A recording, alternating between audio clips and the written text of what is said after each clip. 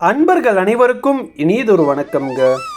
சேலம் பிறக்கையிலே சேர்ந்து பிறந்த மாறி, கோட்டை பிறக்கையிலே கூட பிறந்த மாறி என்னும் வாக்கியத்திற்கிணங்க 8 பேட்டைகளை கட்டியாளும் கோட்டை மாரியம்மனின் வரலாற்றையும் அந்த அம்பிகையின் சிறப்புகளையும் பற்றிதான் இந்த பதிவில் நாம் காண இருக்கிறோம்.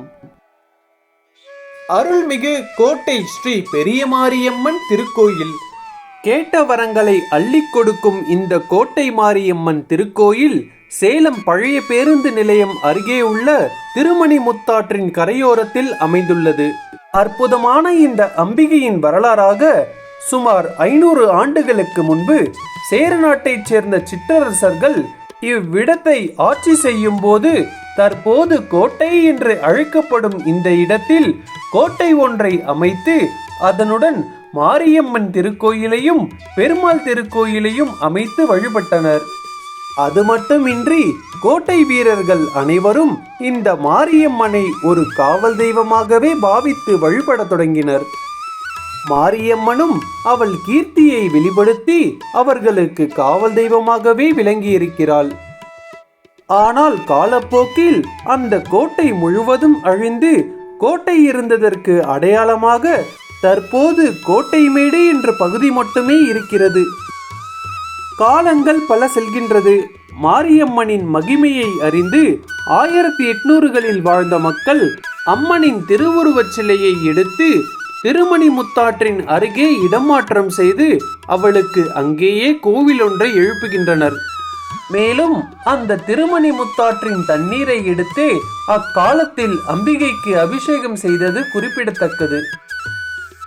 தன்னை தேடி வரும் பக்தர்களின் தீராத வினைகள் எல்லாம் தீர்த்து அவர்கள் வேண்டுதலை பூர்த்தி செய்து இன்றளவும் சேலம் மக்களின் நெஞ்சில் நீங்காத ஜோதியாய் அன்னை உறைந்து கொண்டிருக்கிறாள் என்பதே நிதர்சன உண்மையாகும்.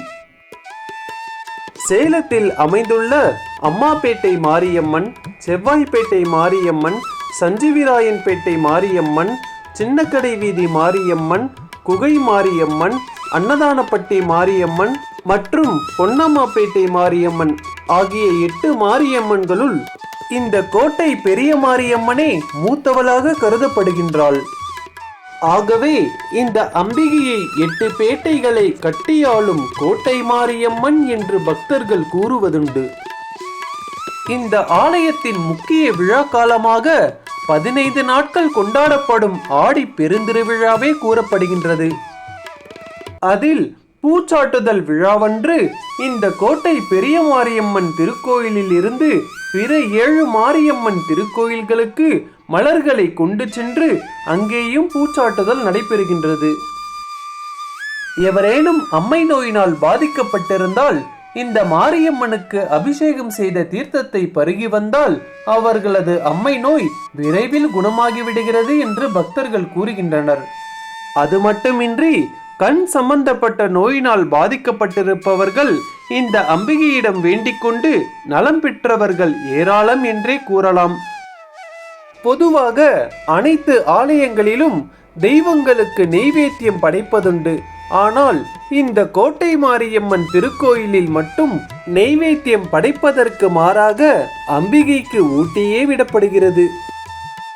சின்னஞ்சிறு சிலையாகி அக்னி பொருந்திய ஜுவாலை கிரீடத்தில் 5 தலை நாகம் கொடைபிடிக்க 4 திருக்கரங்களில் நாகபாசம், உடுக்கை, திரிசூலம் மற்றும் கபாலம் ஏந்தி ஈசான திசை நோக்கி அமைதியின் வடிவாய் ஆனந்த முகத்தோடு பக்தர்களுக்கு காட்சியளிக்கிறாள் கோட்டை மாரியம்மன். அன்னையின் அருளை எடுத்துரைக்கும் 5 நிலைகளை கொண்ட ராஜகோபுரம் பக்தர்களை அன்போடு வரவேற்கும் வண்ணம் அமைந்திருக்கிறது. கோட்டை பெரிய மாரியம்மனுக்கு காவல் தெய்வமாக கருப்பண்ண சுவாமியே தனிச்சன்னதி கொண்டு வீற்றிருக்கிறார். மேலும் இவ்வாலயத்தின் பரிவார தெய்வங்களாக விநாயகர் மற்றும் நாக தேவதைகளுக்கென தனித்தனி சன்னதிகள் இங்கே அமைந்திருக்கிறது. ஆலயத்தில் அமைந்துள்ள அத்தி மரமே இங்கு ஸ்தல விருட்சமாக கருதப்படுகின்றது.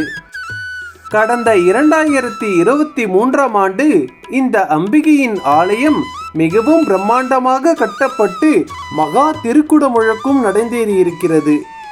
திருக்குடமுழுக்கு 1 வாரத்திற்கு முன்பு வரை எங்கிருந்தோ பறந்து வந்த பச்சை கிளி ஒன்று அம்பிகையின் சிலையின் மேல் அமர்ந்து அம்மனை தரிசனம் செய்த அதிசயமும் இங்கே நடந்தேறி இருக்கிறது.